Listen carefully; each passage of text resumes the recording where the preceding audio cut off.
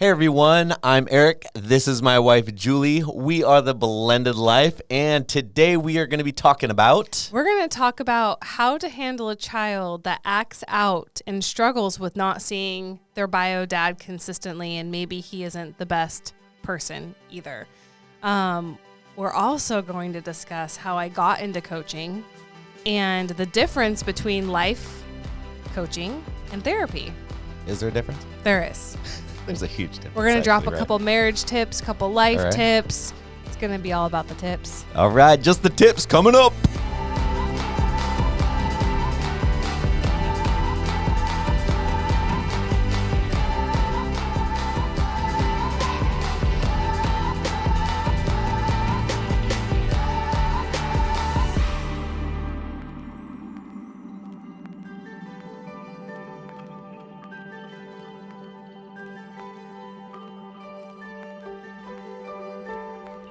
Hey you guys, welcome back to the Blended Life. Sorry we took a little bit of a break here, but as you guys can see, we have a new studio. A lot of fun, right? It's been awesome. It's been a lot of work, but hopefully you guys, if you're watching this, are able to have a better viewing experience, right? So we're going to kick it off today. Yeah, our first topic is from a bio mom who wrote in, and she says that my bio kid's dad sees them maybe 4 times a year for a weekend, and every time he does, it's bad. She said, I feel like I'm between a rock and a hard place. My oldest idolizes his bio dad, and in his eyes, he can do no wrong. He cries out for him during the long periods of time that he doesn't get to see him, tries to call and text with no answer, and acts out towards everyone in the home due to it. I feel like it would be best to cut off all contact permanently with bio dad, but I know that part of that thought is due to my own feelings towards him, although mostly it is to protect my children. I should add, too, that my kids' bio dad dropped off all their belongings from his house without saying a word and left the state for who knows how long. Again. My oldest is again heartbroken and taking all his anger out on his stepsister because she gets to see her mom every week. And my husband and I. So How old did you say he was? I don't think I said. Okay, I don't know, she said. Okay. I'm curious, like, okay, this sounds like something like, okay, it's time to fight for custody maybe, like, I don't know. The back and forth thing for little kids just seems to be like... Well, the inconsistency is hard, right? Yeah. Like if you have a parent who is inconsistent and not stable, and I don't want to talk about... I left a lot of the story out, but I think that there was abuse at one point. Oh. For her and her child. And so in that case, your inclination... I think parents are given...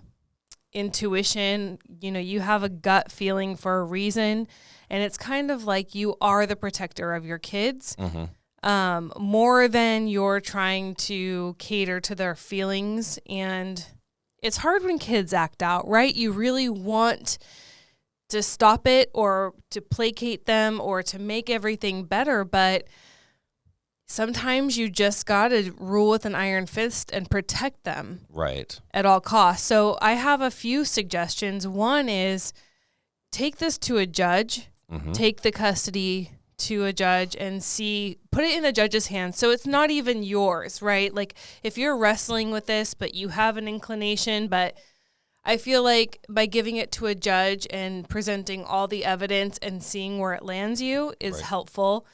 Also, I definitely think this child needs some sort of counseling or therapy, because if he's taking it out on the family members, that's not fair nor right. Right. And well, when a lot of people are afraid of, therapy for themselves or for kids, but in situations like this, it literally exists to help. I mean, it's not a bad thing. It's not something that you have to go broadcast all over social media and be like, hey, kids in therapy, we got a session today, and a lot of people are worried about stuff like that because they think that it almost has like a a bad reputation or a bad feel to, something must be wrong because they're in therapy. But at the end of the day, I mean, you can probably elaborate on it a little bit better, but therapy is literally a good thing if it's used for the right things, Yeah, I think parents struggle with therapy for many reasons. There's obviously a stigma. I think that's what I was. Around it. Yeah, that's what I was trying to say. And then sometimes it's legal. Like I know if I wanted to put one of my children in therapy in my court order, right? It's both parents would have to sign off, like on all medical or mental illness stuff. So I don't know what her situation is like. What a nightmare though if she would have to get dad's approval. Get some approval to to go forward with it. Maybe before you can do therapy, you got to take it to court and fight for legal custody over the child, if not legal and physical custody. But I think that this child would benefit from counseling and therapy. And combative children who have been abused and mentally, physically, whatever, they're not going to want to go.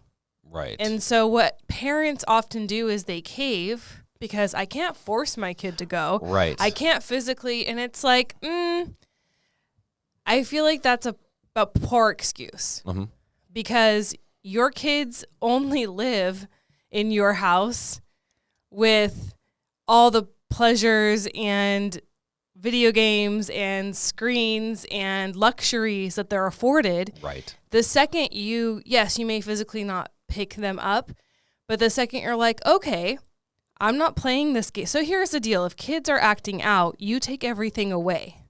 It's not about physically making kids do something. It is about, I'm not going to fight with you. I'm not going to enter a power struggle with you, child. Right. What I am going to do is you choose not to go. Okay, I choose to turn off internet for you. Right. And maybe you don't get to, maybe you're reading books. Maybe you're doing something more constructive. And that was my other suggestion in this situation, is that this child needs to be also taught to channel that hurt and that pain and that negative feeling elsewhere. Right. Allowing him, I don't care how hard or how much your heart bleeds for him, because as a mom, I can only imagine. Right, that's your child, that's your everything. And you've probably had your own experiences where you just are kindred spirits. You get where he's coming from. You really understand that pain, and you hurt for him too. But the more helpful thing is to get him doing stuff that channels his negativity, hurt, pain, emotions appropriately.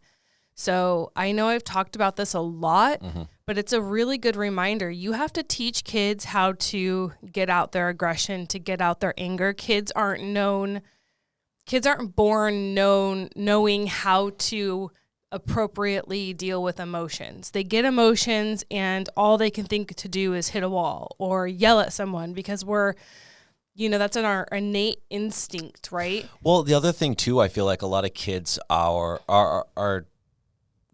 they feel bad about their emotions. They feel bad about the way that they're thinking and the way that their brain's working, and they almost feel like shamed, of what's going on. Yeah. We've dealt with a little bit of this, and it's making our kids realize, like, you're all right to think the way that you think. It's it's what you do with these thoughts. It's how you use these thoughts. That's right. It's what the final outcome is. You can use this for good. You can use this for bad. You can use this just to learn who you are, and this is part of growing up. You are always going to have a crossroads of, I feel this way, or I want to do this, but I should be doing this, and I feel like that's just part of childhood. That's part of learning who we are and decision making, and us as parents being able to guide our children, in their decision making that they do, and teach them, yes, you can do good with this and do the right thing, or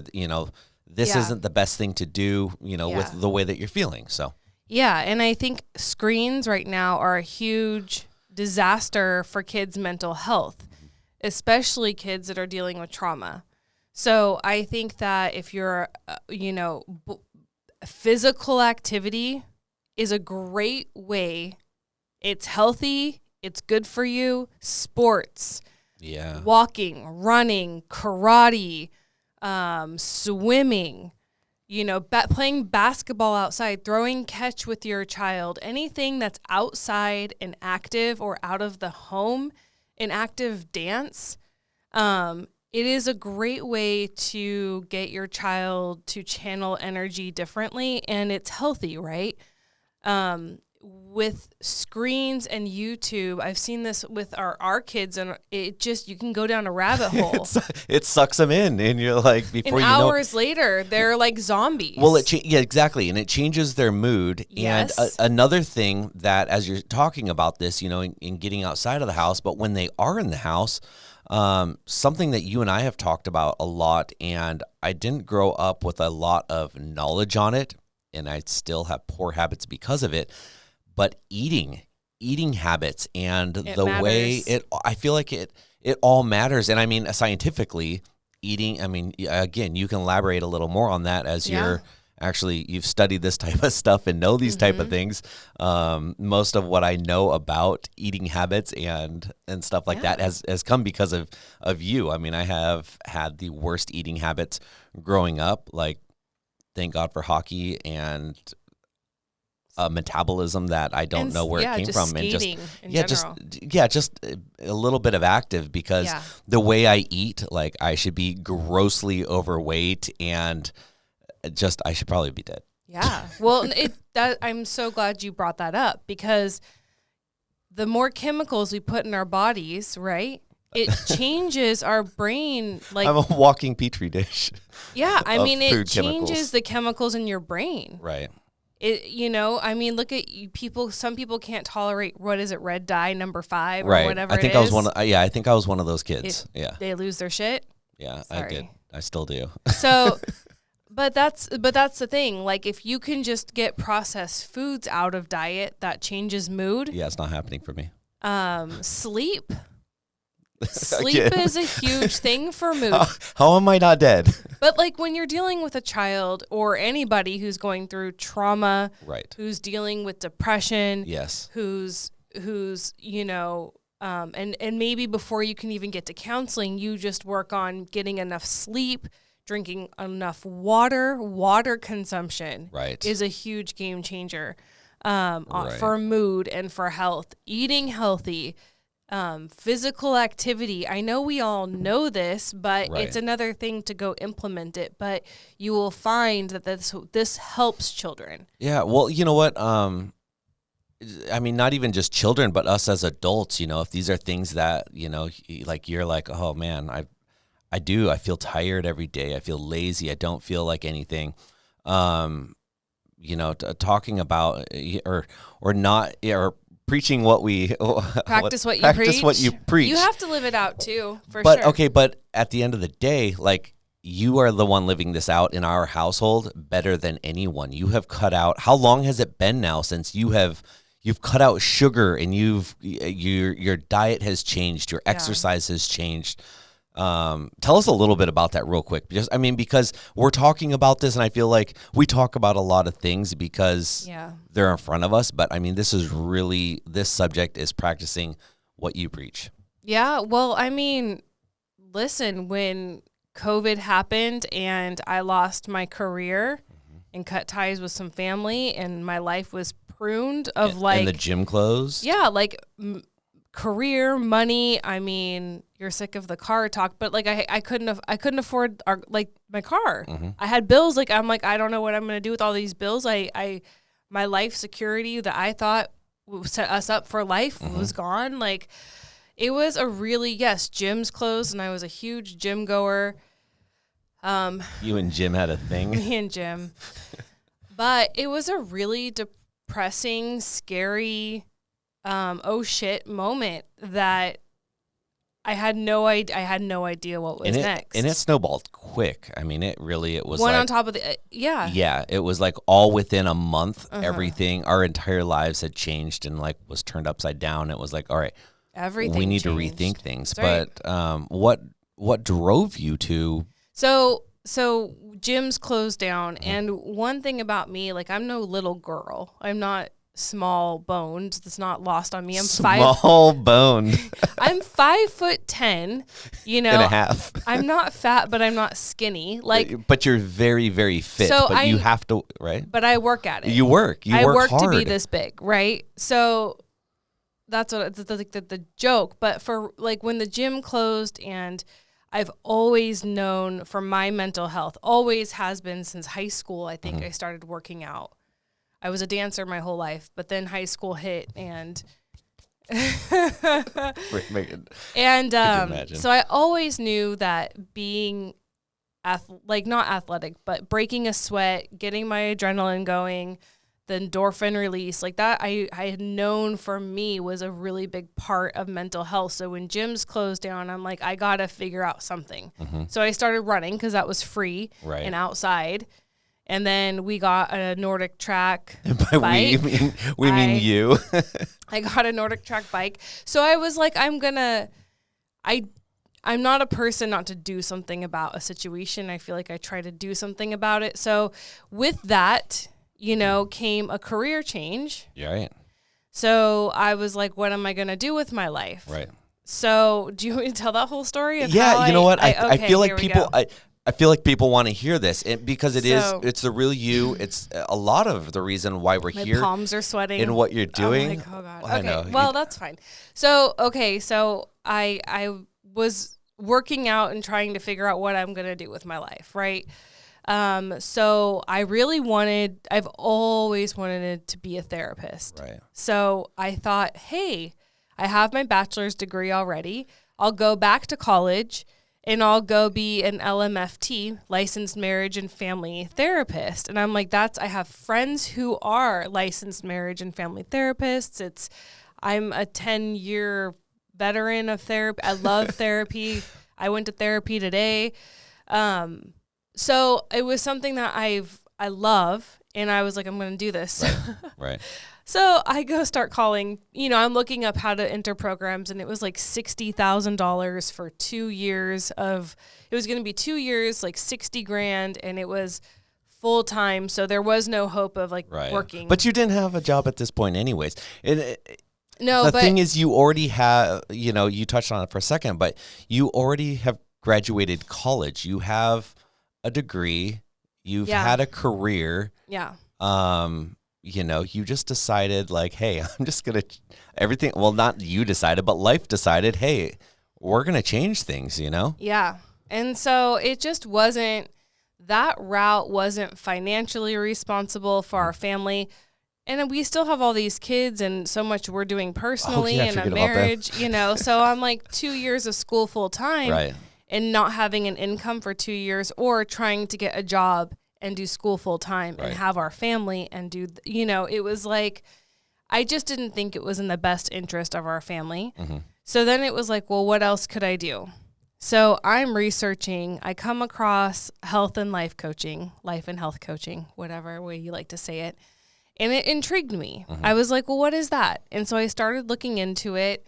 I looked at a lot of different certification processes. I ended up at Health Coach Institute, and I got dual certified as a life and health coach. And now you're doing a master program too, and I'm in their mastery program, which starts next month for a year. Right. But I'm able to work while I'm doing it, and it was designed, and it was a really perfect fit, because now that I know the difference between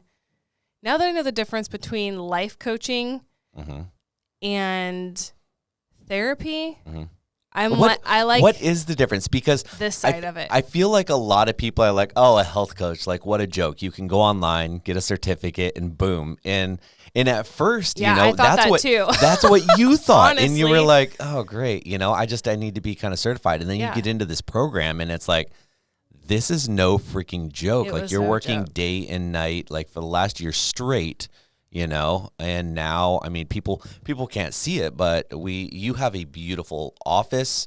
You are certified to do this, to take on clients. A lot of our listeners and our viewers and people are already calling in for sessions. Yeah. You've got clientele going. And I know this isn't the rabbit hole that we started down for this podcast. Right. But at the end of the day, you're offering an awesome service that is helping these blended families, it's helping our family. That's the neat part, is like you're learning so much about this stuff. I think we were just talking about food and eating habits, and you've always known about that, but like now you have all of the scientific the backing to know. Yeah. So so back to your question was, how did I get off sugar? Right. Well, as I'm in this, like we learned dual certified. So we did health coaching first and life coaching second.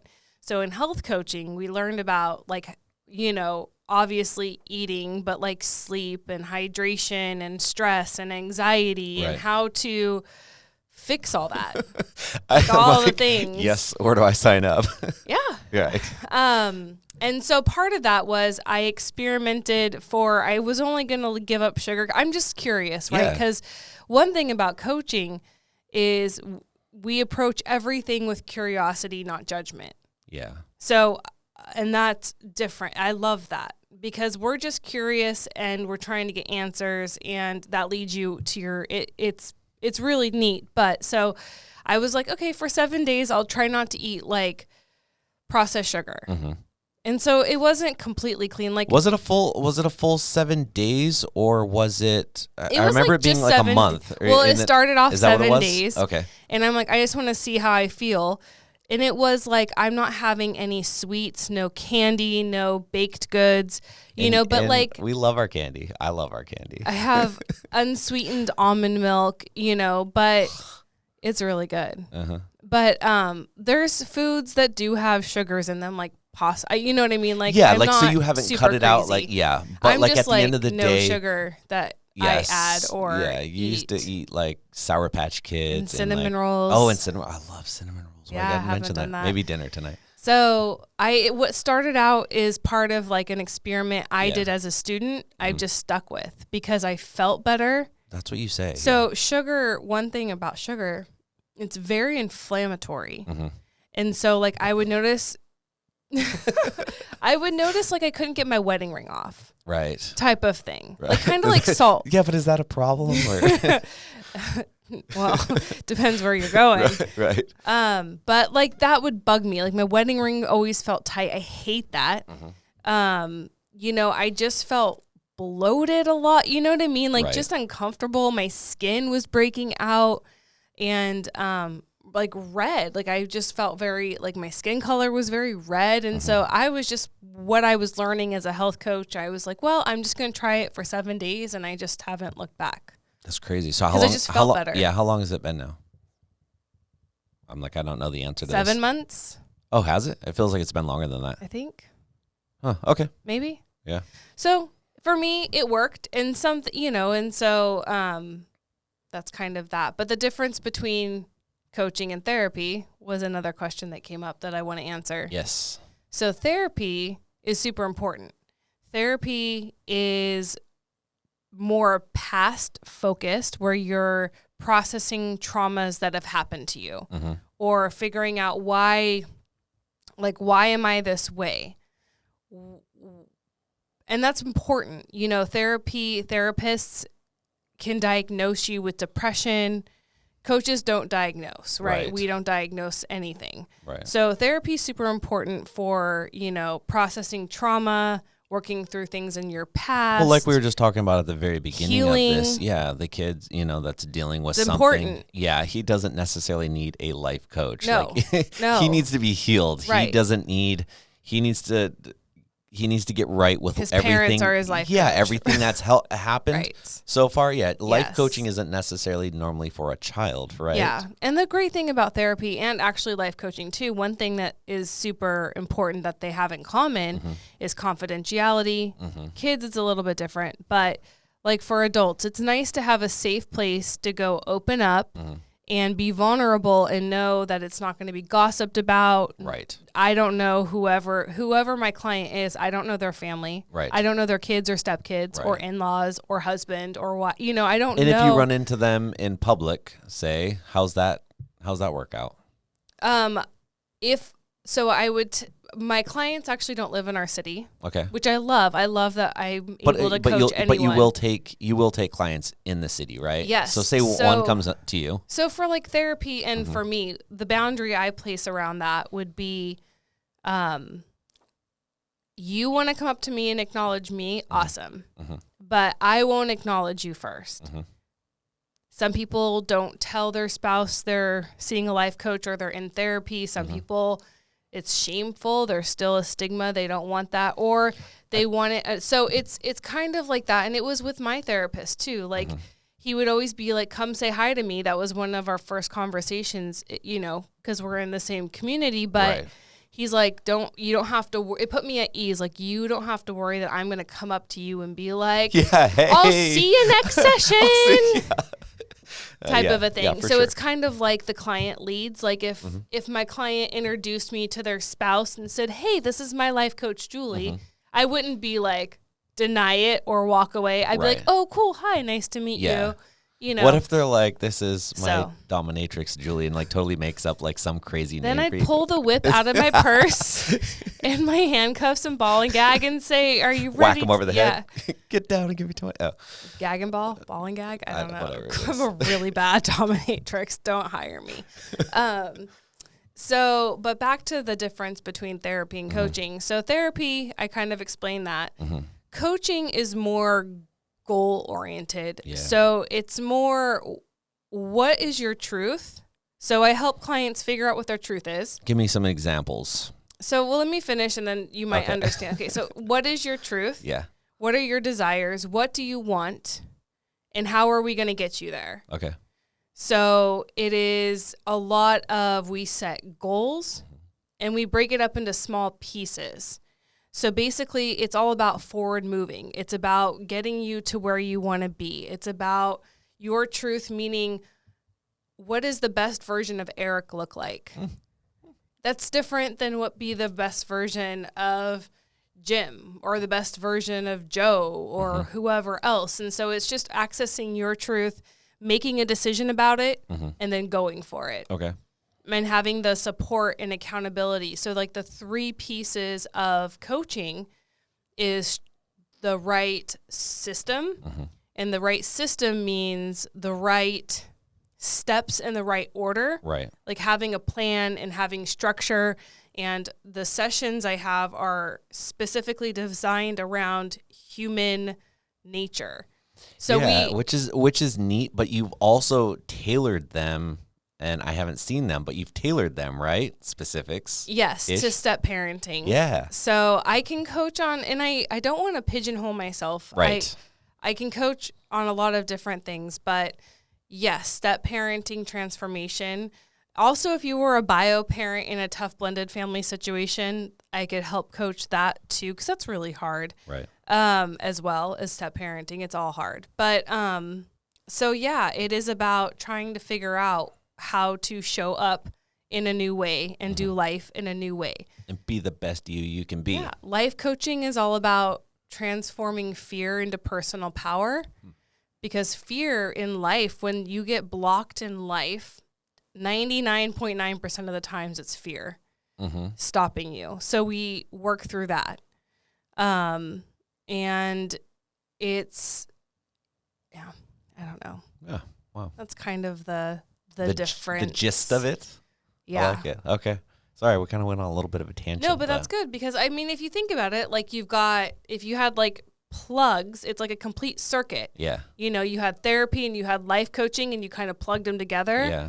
It's like that past, meets your present that gets you to your future. So you're more circuit. so you're more of the present, whereas therapy is more of the past. And the kind of cool thing that I like about coaching is that it's new. It's kind of the new hip thing a lot of people are doing. Well, you hear about it. Nobody knows what coaching is. But that's the thing, is not a lot of people know who it is unless it's like, they're in it, and it doesn't have that stigma. It's the fun new thing to be doing that is truly helping people out. Yes. And you hear about, you guys think about it like this. I've got a bunch of friends right now in the real estate world. They are at a ginormous coaching conference right now, and they're getting coached by some of the world's top real estate gurus, professionals, and people don't look at it as like, oh, they're at a giant therapy session. They're at a giant place where they are learning to go forward in their careers. They're bettering themselves, their careers. And once you guys stop and think about it like that, like, it's like, whoa, everyone's doing this type of stuff. But you're bringing it to a one-on-one environment, which one day you'd like to do it as a bigger environment, as a conference. But right now it's one-on-one, which adds a lot more value because it's tailored towards people, right? Yeah. And it's action steps every week. It's so the 3, that's what I was talking about, the 3 components of coaching. It is that system, but there's also support. Right. Because you have to be encouraged along the way, and then accountability. Right. So and I always tell people, this is why self-help books don't work, because you're trying to do transformation on your own, and we weren't created for that. Right. Zero accountability, right? It's like could you imagine if you had to be accountable for your life every day to someone? You would live your best life. Right. Or if you had somebody we're supposed to be, but who truly does it, But I was just thinking about that today as I was driving into work. I'm like, what if somebody was watching you at all times? Like, not in if you knew. That's how I feel at work. I'm like, everyone, I'm shooting a house, and everyone has these Ring doorbells, or, you know what I mean? Some type of security system. Everywhere. There's literally, so people that have shot for me, or have helped me, I'm like, act like you're always being watched when you're inside one of these houses. Not that you would do anything anyways, but I mean, I think I was explaining it to you one time. I was like, I'm in a house, and like, if I have to do something like out of the ordinary, I make it look like I'm talking to myself, to be like, oh, I can't find this light switch. You just look fucking crazy. Yes, a little bit. Yeah, I do. But at the end of the day, I feel like people are constantly watching us. Yeah. So I'm like, well, I need to make people know why I'm doing something that looks out of the ordinary. So it's not like, what the hell is this guy doing? And that's it. You're on your best behavior. Yeah. And so it's easy to fall on track when you're holding yourself accountable. That takes some pretty strong willpower. And I think people can get there, but I think you need the support and accountability of coaching. Right. And even that's not therapy. Therapist isn't going to hold you accountable. It's not going to be like that quick kick in the butt when you need it. Right. It's going to be like, well, how did that make you feel? And, well, how, it's down, and that's useful. Right. But the problem is it isn't forward propelling, right? Like, we're just processing why all the time. You're becoming more aware at that point. You're aware, right? But you're not, and that's the struggle. Like, I just had a breakthrough session with a potential client, and she's in counseling, and she was saying, like, she feels like it's every week. She goes and she vents and she leaves. Like a stick in the mud. And she vents and she leaves. Yeah. And I said, exactly. Like, I've been there 10 years of this. I got this. And it's useful. Right. We all need a place to vent. Right. So I'm not discounting that, because that is something we do need. It's just something different. However, if venting would have worked, it would have worked. Right.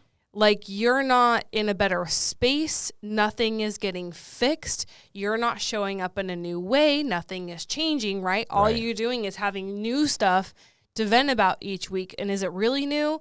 No, situations are changing, but the theme stays the same, right? So that is where coaching, and I truly believe I can help people get unstuck. Right. And can show up for themselves, and then to the rest of the family in a new way. And your power really shifts that. People think that power is changing other people, and that's not it. You can't. No. Really, but if you show up new, everyone else treats you different. Right. And going through a going through a divorce that you didn't bring up yourself, that you didn't pursue yourself, right? You realize that you cannot control other people. No. And the best thing to do with something like that is, it's a hard place to get to, but figure out, where did I go wrong in this marriage? What can I be accountable for, and what can I change going forward? And I feel like someone wanting to know that before the divorce happens, they're like, this marriage isn't going well. This is a lot of work. This blended family thing isn't good, or even my biological family thing, this isn't good. I'm in a place where I'm ready to walk out the door. I need help. Our family needs help. Like, I don't feel loved. I don't feel like I love anymore. Like everything's just a whirlwind. I need to save my marriage. I need to save my family. Like, is that something, if I came to you and I'm like, these are my problems, like you could help me get through that? Mm-hmm. No kidding. Yeah. That's neat. I can't change how somebody feels, but I can sure change how you show up. Right. And I mean, picture it like if you would have shown up in your previous marriage in a new way, do you think that your wife would have looked at you differently? I think it would have changed a lot, on the outside looking forward. Like, yes, we're two different people in two different places. But at the end of the day, everyone says, it could have shifted things. 100%, 110%. So that's the power you have. That's the thing is could I have been better in my previous relationship? Oh God, yeah. I could have been so much different. I could have been so much better. I show up in this marriage, in our relationship, so much differently than I used to. Like, if I would have gone through divorce and not changed a thing about me and been in our relationship, I don't think we'd be as far as we are now. And saying that, relationships are not easy. Like I say, as far as we are now, I'm like, man, we still struggle. We still have hard times. It's learning how I control myself, not how I control you. It's what I do when I'm faced with a situation and how I deal with it, not how you deal with it and how it affects me, and that's what I project. It's all about ourselves. What is that? Is that narcissistic? No, but it's true because is that even the right word? No. I mean, you're using a word like loosely, kind of. I mean, that is a thing, and it is narcissistic when you're all about yourself, right? Okay. Yes, but that's in a different way. If you're about yourself for your spouse, that's different than you're about yourself for yourself. Right. But a lot of people are when it comes to relationship. A lot of people are about themselves for themselves in this relationship, and it's what everyone around them can do for them, including our stepchildren. Well, and the thing is about marriage, and then one of the greatest pieces of advice I've ever heard from Dr. Laura, God, I love her. I don't even care if you hate me that I love her. I love her. Have you given one of her books away yet? Don't you have a book to give away? I don't know if I'm going to. I want to. You want to? I want them both. I'm a greedy bitch. I'm going to say nothing. But one thing, and I think she just posted it again, but she always says this. She's like, the best thing you can do for your marriage, like if you have a broken marriage or you're in a really bad spot, right? She's like, be the spouse you'd want to come home to. That's great advice. It's the greatest advice, and it's really freaking hard because you have so many circumstances that just bring you down, depress you, anger you, freshly. You have to like push through the shit, get yourself out of the pig shit. You're going to come home one day, I'm about buttered up on the bed, all looking sexy. Whipped cream, bikini. I'll just straight butter and lots of sugar. But that's really great advice. Like if you could turn it around and be the spouse that you would want to come home to, your marriage would change. Yeah. Even in the hardest of places. And it's hard because we just want to spout words, right? Words are quick and words are great. Like we need affirmation, and you always say this, don't be sorry, change, right? As a joke, but there's really truth there's so to much that. truth in that. So that's the thing, like words are great, but they're only as good as the actions that back them up. For sure. So if you can actually be that spouse that you would want to come home to and that you would want, to receive at the end of your hard day, like how awesome would it be to come home and your spouse's, people are like dinner on the table, whatever, maybe. I know. But like, what if you just walk home and your spouse is like, I'm so happy and excited to see you. Right. Hugs, kisses, like, thank you so, like grateful and happy. Like, you wouldn't even fucking care if dinner was ready or not. No. Right? When we go into Taco Bell. But that's the thing, like love and gratitude and having an appreciation and seeing the good, because there's always going to be bad. Mm-hmm. So you can shift your marriage a lot, but yes, I have a 90-day program for love and relationships that is phenomenal. Right. So I know it's phenomenal because you've been using it. I'm not, but anyway, that makes me uncomfortable. Well, does it? I don't know. Like I should get all shy. Anyway, I gotta go away now. Well, all right. So, but back to our question. Yeah, we're 40 minutes in. Whatever. But I think that this child is crying out for help. I think sometimes kids who act out and punish other people in the house, it's crying for help, crying for attention. And so it's your job as a parent to help him. So show up for him, get him in, go for a walk or a jog with him, get him outside throwing a ball, have him do push-ups. Like maybe you have, because not everyone has a lot of money. Get a trampoline. Trampoline's like one of the best things. 5 minutes jumping on a trampoline is equivalent to running 1 mile. Yeah. Just saying. And trampolines at Walmart, they're like around $100. I saw one Costco for. has them. You can buy them. There's like trampolines online. So maybe if you have to sell something in your house to get a trampoline, I just know room for it. Yeah. I appreciate that money is tight right now. Everyone's trying to figure out jobs and things like that, but you can be active. I've been active with no money, so I don't think it's an excuse that gyms are closed. You have an allowance. I'll give you an allowance. Just kidding. So, but I'm just saying, like, you need to teach this. So my advice for a child in this situation would be to teach him how to channel his energy, right. Get him outside, get him eating healthy, give him the best possible place to springboard from, right? So diet matters, sleep matters, hydration matters, exercise matters, also creativity matters, right? So ask him, like, how do you like to express yourself? Is it through hip hop dance? Is it through music? Is it through drawing? Is it through writing? Is it through karate? There's photography. Soccer, there's photography. Yeah, there's depending a lot on what of age different they ways are. to express yourself, and kids have to be taught like that. Like so Christianity, we talk about like spiritual gifts and how do you use your spiritual gifts. And I remember when I first, I would always be like, what the actual fuck? Like, how do I know what my spiritual gifts are? Like, I was like, that's great you're talking about it, but how do you know what that is? And we're not taught to be super like, let's look at ourselves and see what we're good at. Right. I think your gifts are anything you enjoy doing and you're decent at. Right.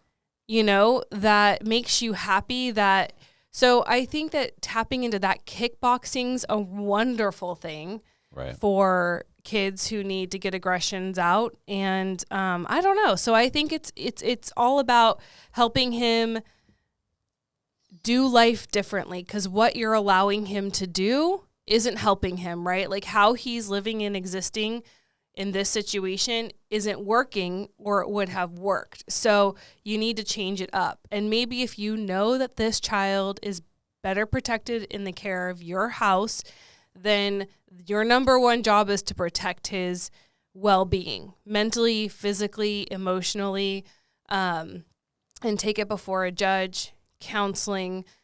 I just think it has to be like we need to start doing things differently.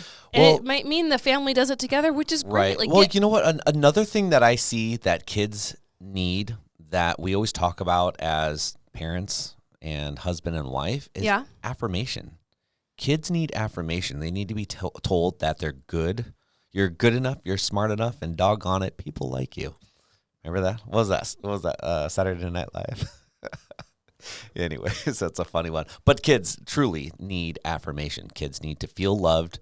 They need to know that they're valued. Yeah. They need all the things that we need as adults, because at the end of the day, we're just big, giant children. You are. Okay, I am. Yeah, I think that's a really good, important piece. And I think it's just appreciating, not every child is all evil.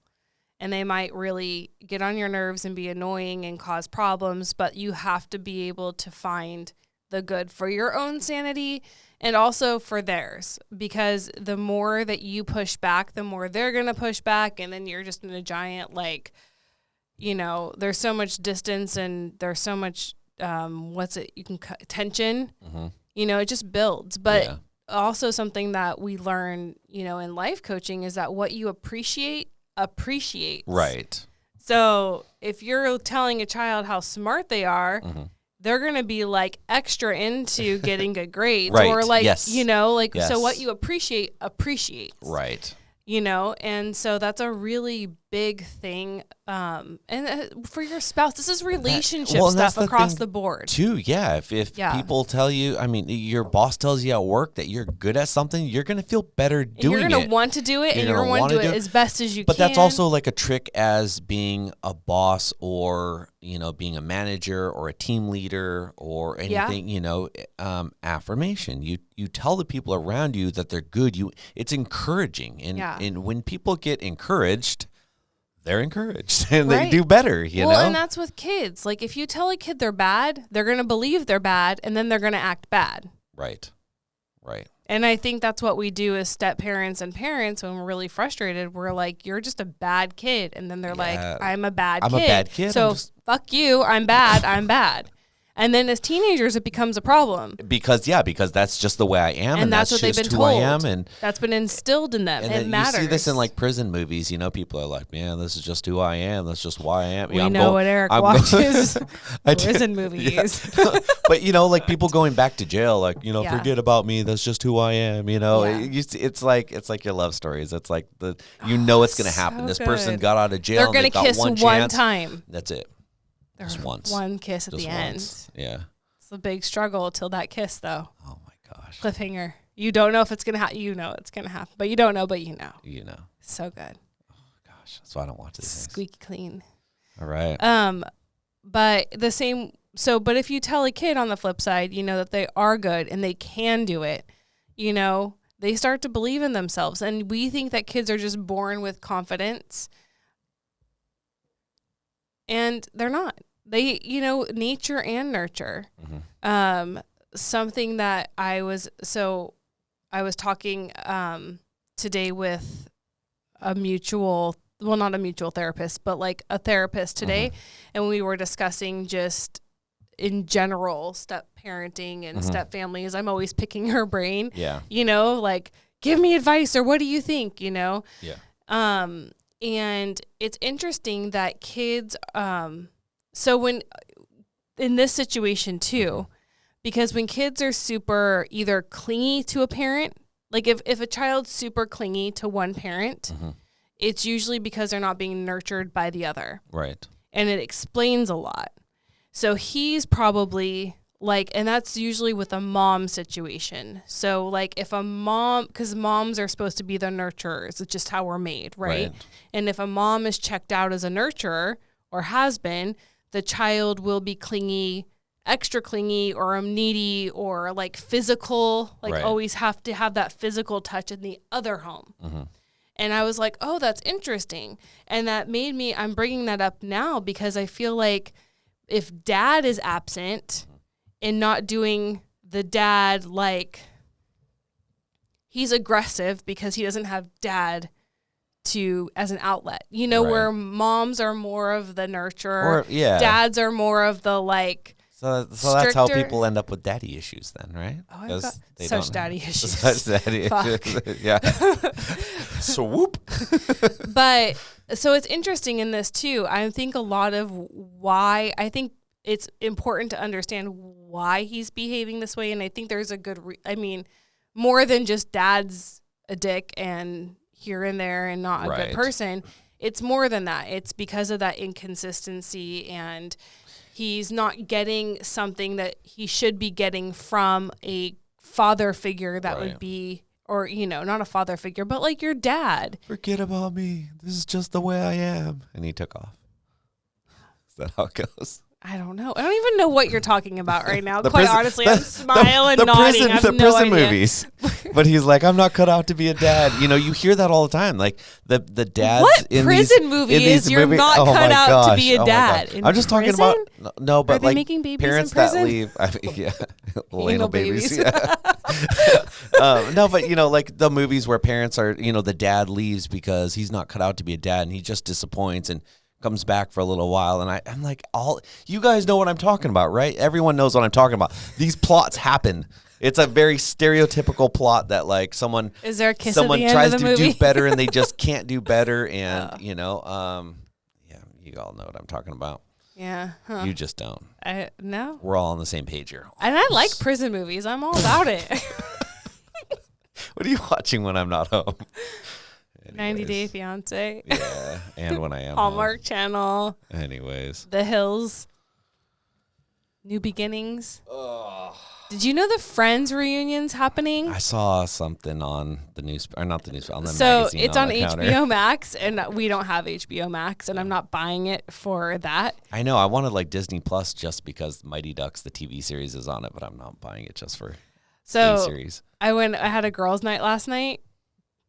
Do you know this? Just kidding. Watch prison movies. We watched prison movies. No, but so one of my friends is getting HBO Max just for this, and we're all gonna go to someone's house and watch it.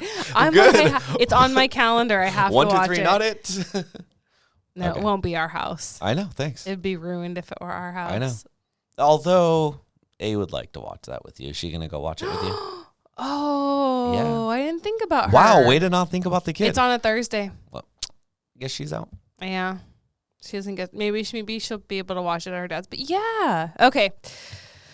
Well, we got through one question. Next Now you know. time. But okay, before we go, if you guys are interested, I am offering a free breakthrough session. That's what I call it, discovery session, breakthrough session, for new clients. So if you want to know more about coaching, if you want to know what coaching can do for you, if it's a right fit, if you're feeling stuck and depleted and frustrated, I think I can help. I've been trained to help. I've helped myself in this process. I've actually done the coaching that I'm giving you, so I have a firsthand experience. Eric's done some of it too. Not by choice. No, I mean, One but it's all session. great though. I mean, No, truly but- though, like this is, and Yeah. I've watched everyone who you've worked with so far, Mm-hmm. and there's nothing but greatness that comes from all of it. So, which is Yeah. just so awesome. And I feel Yeah. like if there was someone that you weren't able to align with and get on board with, you'd be honest up front and you just tell them, be like, Yeah. hey, this is above my pay grade. Like Yeah.